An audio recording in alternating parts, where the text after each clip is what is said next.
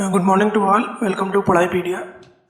अब इस वीडियो में हम बात करेंगे land use pattern in India और land degradation and conservation measure. पिछले वीडियो में हमने बात किया था लैंड एज ए रिसोर्सेज और लैंड का यूटिलाइजेशन हमारे देश में कितना है।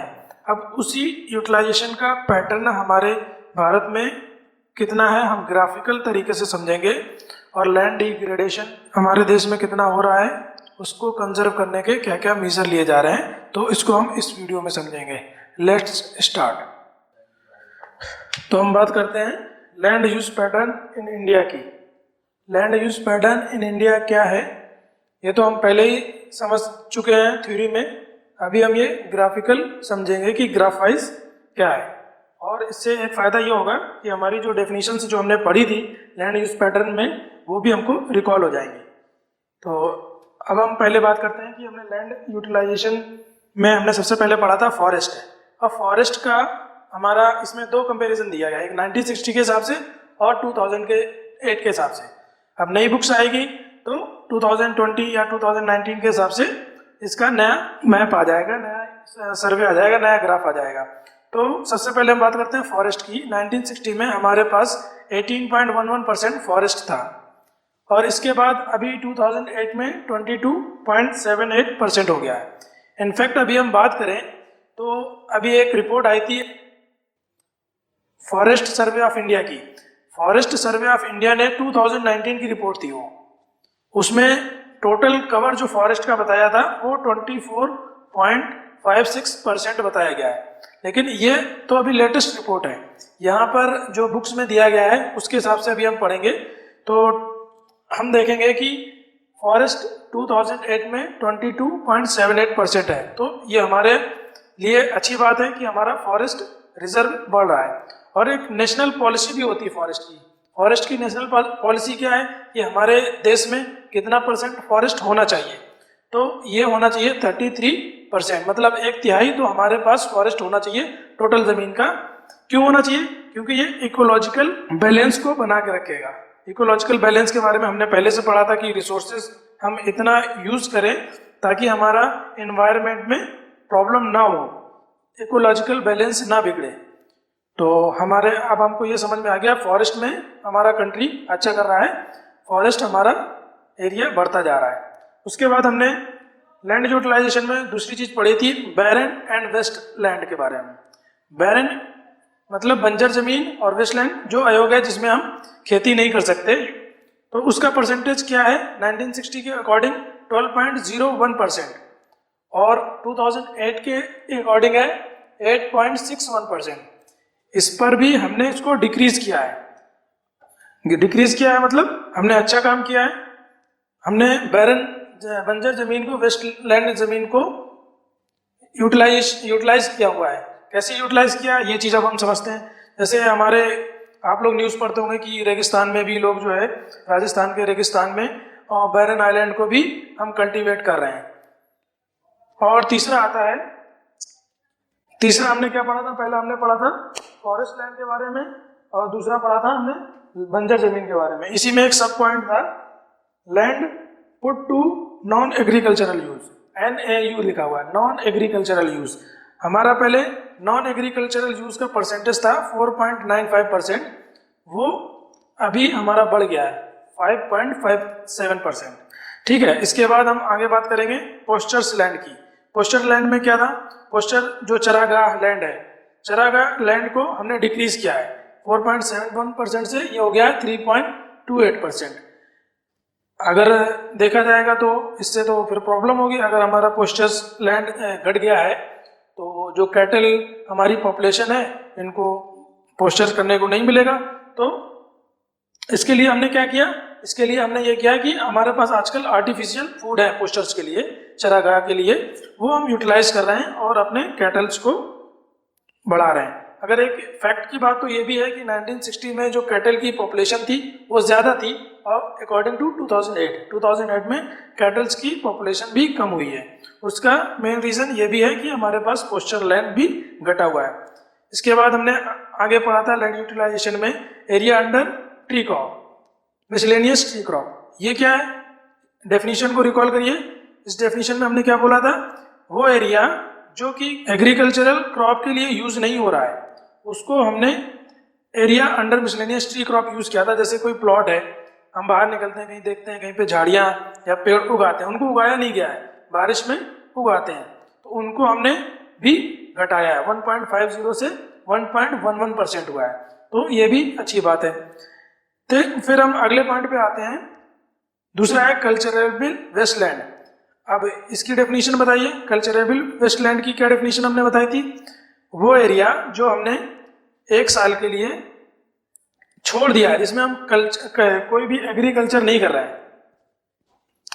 ये सब ग्राफ से हमने जो पिछली बार हमने यूज किया था लैंड यूटिलाइजेशन को, तो उसी को हमको ये समझने में आसानी मिलेगी कि हमने कल्चरेबल वेस्टलैंड की डेफिनेशन क्या यूज की थी।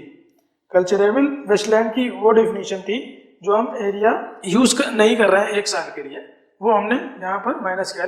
इसके बाद हम बात करेंगे फॉलो लैंड की, करंट फैलो लैंड और fallow land other than current. Current fallow land में क्या आता है, इसकी डेफिनेशन को रिकॉल करिए। फैलो लैंड किसे कहते हैं, जिसमें 1 से कम साल के बीच में खेती ना की गई हो, 1 साल से बीच में खेती ना की गई हो, वो आता है करंट फैलो लैंड में।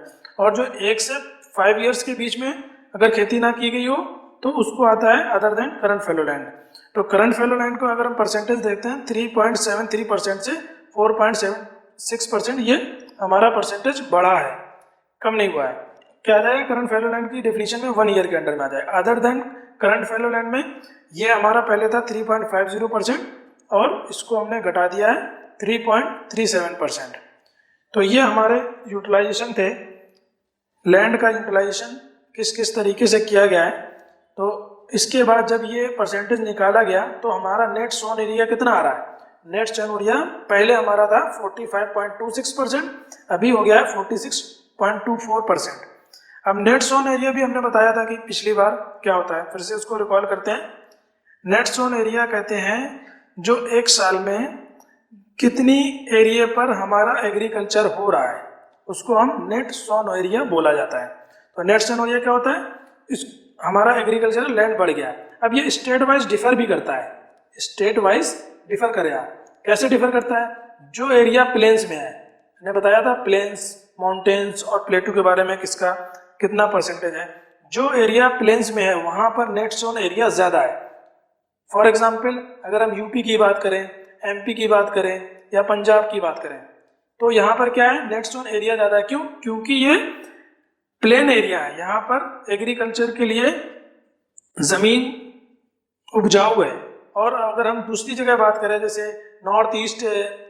नॉर्थ ईस्ट जो स्टेट हैं, जैसे मणिपुर हो गया, अरुणाचल प्रदेश, यहाँ पर हमारा नेट सोन एरिया कम है। क्यों, क्योंकि ये सब हिली एरिया है। और हमको ये पता है, पिछली बार भी हमने पढ़ा था कि 3.28 मिलियन स्क्वायर किलोमीटर हमारा टोटल एरिया है। लैंड एरिया हमारा कितना है, 3.28 स्क्वायर किलोमीटर। अब इसमें एक चीज समझने वाली बात है, ये जो 3.28 स्क्वायर किलोमीटर है, ये हमारी जो लैंड यूटिलाइजेशन जो कर रहे हैं उसमें हमारा वेल नोन है 93% ही पार्ट हमारा वेल नोन है। अब ये क्या है 93%, ये 100% क्यों नहीं है, क्योंकि जैसे हमारे कुछ एरिया हैं, कश्मीर में क्या है, कश्मीर में जो बाल्टिस्तान और पीओके जो एरिया है वो तो हमारा ही एरिया है, लेकिन वो अभी पाकिस्तान के अंडर में आता है, तो उसका हमें लैंड पैटर्न नहीं पता है वहां पर। इसी तरीके से हमारा डिस्प्यूट और भी स्टेट में, जैसे चाइना के साथ है,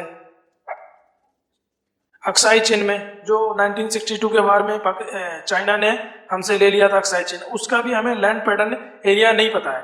तो इस लिहाज से हम ये बोलते हैं कि हमारे पास जो लैंड यूटिलाइजेशन हम जो अपना टोटल का कर रहे हैं दैट इज 93%। तो यहाँ पर आपको समझ में आ गया होगा कि लैंड पैटर्न हमारा क्या है, ये ग्राफिकल तरीके से समझा दिया गया है। लेकिन ये जो परसेंटेज है, जो हमने परसेंटेज बताया गया है, ये एग्जाम के पॉइंट ऑफ व्यू से इंपॉर्टेंट नहीं है, ऐसा कोई फैक्चुअल फैक्ट नहीं पूछा जाएगा। लेकिन हाँ, फॉरेस्ट का आपको थोड़ा सा ध्यान रखना है, बाकी सब इतना इंपॉर्टेंट नहीं है। लेकिन लैंड यूटिलाइजेशन अगर क्वेश्चन आता है तो उसमें आप इन पॉइंट्स को आप लिख सकते हो।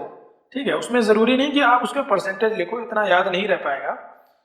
तो ये हमारा land use pattern in India topic complete होता है यहाँ पर।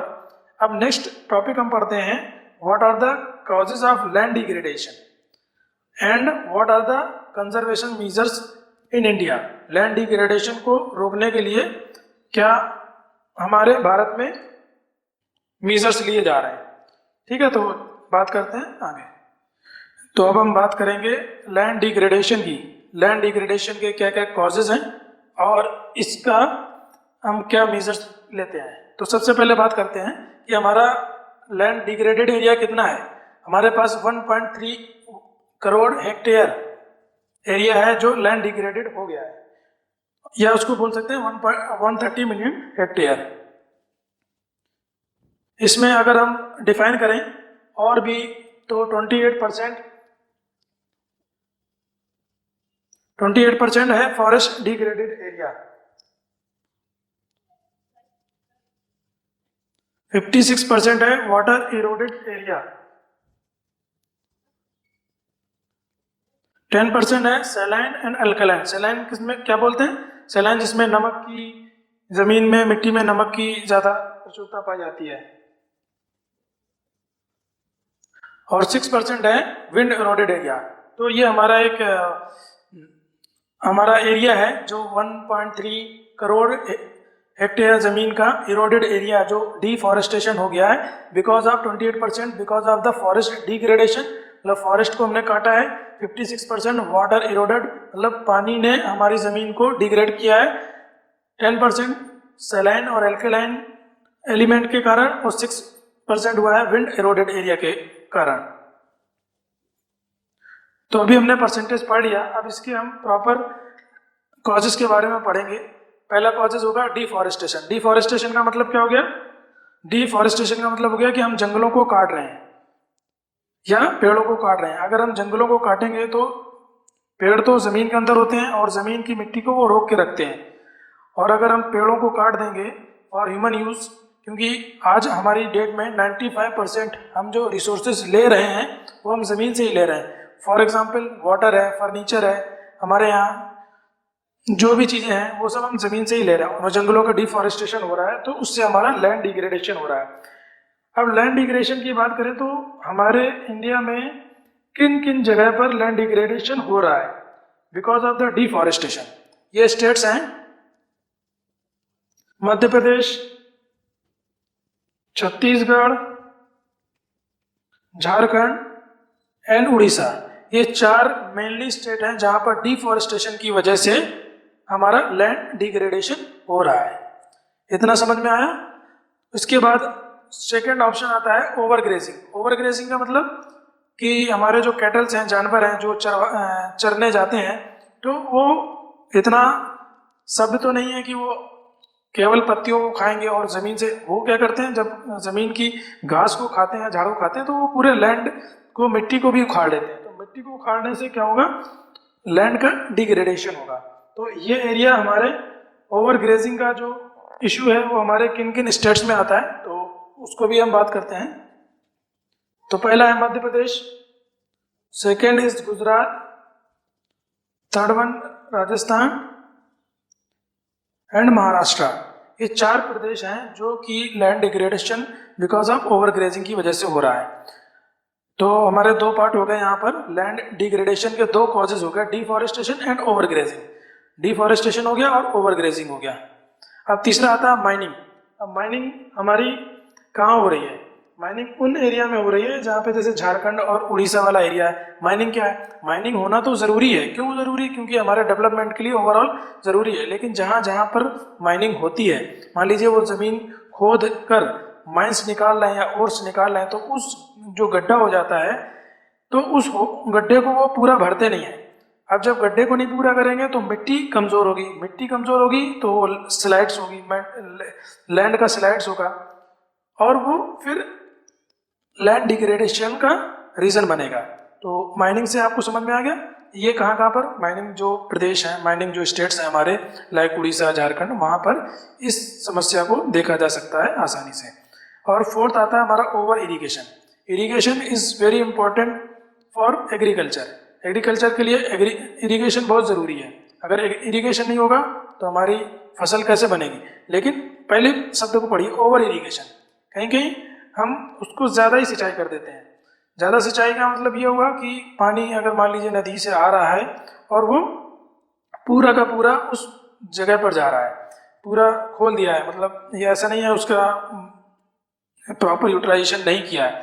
जैसे फॉर एग्जांपल जैसे ये फार्मिंग लैंड है, अब ये फार्मिंग लैंड में पूरा का पूरा पानी जा रहा है। अगर इसके लिए अगर हम मेजर्स की भी बात करें तो मान लीजिए ये हमारी फसल है, तो ये इन फसलों पर हम पानी का उपलब्धता करा दें ताकि जो है इस एरिया के बाहर कहीं पर भी पानी जाएगा तो इसमें ओवर इरिगेशन नहीं होगा। अब ये ओवर इरिगेशन कौन कौन से एरिया में, कौन कौन से स्टेट्स में हो रही है, तो जो भी हमारे एग्रीकल्चरल स्टेट है, फॉर एग्जांपल यूपी है, उत्तर प्रदेश, पंजाब, हरियाणा, इन सब प्रदेशों में या स्टेट्स में ओवर इरिगेशन की प्रॉब्लम देखी जा रही है। ठीक है। अब फिफ्थ पॉइंट आता है mineral processing. Mineral processing industry क्या करती है? मिनरल प्रोसेसिंग इंडस्ट्री करती है कि वहाँ पे मिनरल प्रोसेस हो रहा है तो वहाँ पर क्या होगा, वहाँ पर कुछ डस्ट आएगी, जो डस्ट होगी वो केमिकल के साथ होगी, केमिकल उसमें एलिमेंट होंगे, जो केमिकल एलिमेंट होंगे वो मिट्टी में बैठ जाएंगे। अब मिट्टी में बैठ जाएंगे तो जो ऊपर उसकी जो फर्टिलिटी है वो कम कर देंगे। क्यों? क्योंकि वो ऊपर बैठ गए तो उसमें फर्टिलिटी खत्म हो जाती है। तो minerals processing industry, not only mineral processing industry, जितनी भी इंडस्ट्री है, जैसे चूने की जो इंडस्ट्री है वहाँ पर भी काफ़ी धूल जाती है, जिसकी वजह से लैंड का इरोजन होता है, लैंड डिग्रेडेशन का कारण बनता है। तो अब हम बात करेंगे मेजर्स की। इसके हमारा क्या मेजर्स है? तो सबसे पहले हम डिफॉरेस्टेशन की जगह क्या करेंगे,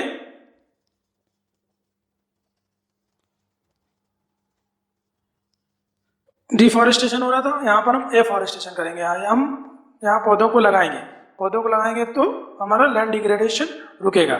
यहाँ पर हम ओवर ग्रेजिंग कर रहे थे, ओवर ग्रेजिंग हो रहा था, तो हम इनका कैटल्स की ग्रेजिंग का हम लैंड डिसाइड कर दें कि कैटल्स हमारे यहीं पर ही ग्रेज करेंगे और कहीं खुले एरिया पर ग्रेजिंग नहीं करेंगे। तीसरा क्या हो गया, ये जो माइनिंग का प्रॉब्लम है इसको हम क्या करेंगे, रेगुलेट करेंगे माइनिंग इंडस्ट्री को, ताकि जो है वो जो गड्ढे ओपन करके खोल देते थे वो उसको प्रॉपर मैनेज करें, प्रॉपर रेगुलेट करें। अगला point over irrigation. Over irrigation का हम मेजरमेंट क्या करेंगे,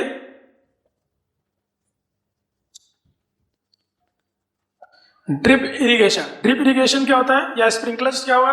स्प्रिंकलर्स आप लोगों ने देखे होंगे कहीं पर गार्डन्स में क्या करते हैं, ये एक एरिया पर एक स्प्रिंकलर लगा देते हैं। वो स्प्रिंकलर क्या करेगा, अपना एक स्पेसिफिक एरिया पर पानी डालता रहेगा।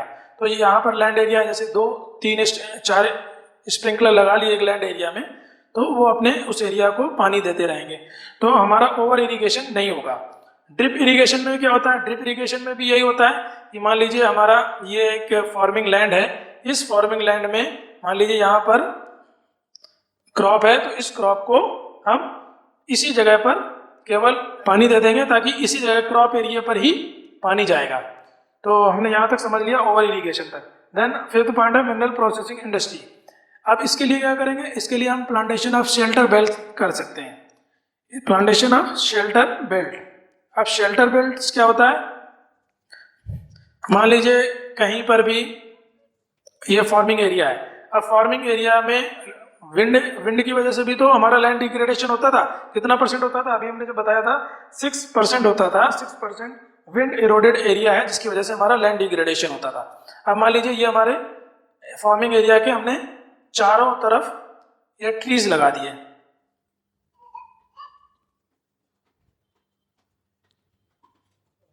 अब ये मैंने ट्री लगा दिया तो विंड अगर आ रही है यहाँ से फुल स्पीड में, तो ये एक तो विंड को भी रोकेगा ये पेड़ पौधे, और हमारी जो जमीन है इसमें से धूल नहीं कम उड़ेगी और ये लैंड एरोजन नहीं होगा।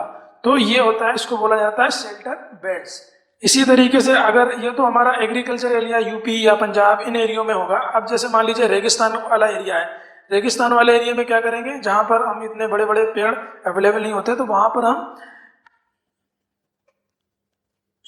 वहाँ पर हम थ्रोनी बुशेस को उगाएंगे। थ्रोनी बुशेस किसे कहते हैं? जो पौधे जो ज़मीन के अंदर रहते हैं, जिनके कटीले नुकीले तने होते हैं और लेकिन ये अंदर तक काफ़ी जाते हैं। अगर हम इसको उस कल्टीवेटेड एरिया के आसपास करेंगे तो ये लैंड को इरोजन को या लैंड डिग्रेडेशन को रोकेंगे। तो these are the causes and these are the measures. ठीक है, ये बिल्कुल सिंपल है और ये क्वेश्चन बहुत ही इंपॉर्टेंट है। क्यों इंपॉर्टेंट है? क्योंकि ये सीबीएसई हर बार पूछ ही लेता है, what are the causes of land degradation and what are the measures taken to avoid land degradation. तो यहाँ पर मेरा टॉपिक कवर होता है। मिलते हैं नेक्स्ट टॉपिक के साथ अगले वीडियो में। तब तक देखते रहिए पढ़ाई पीडिया।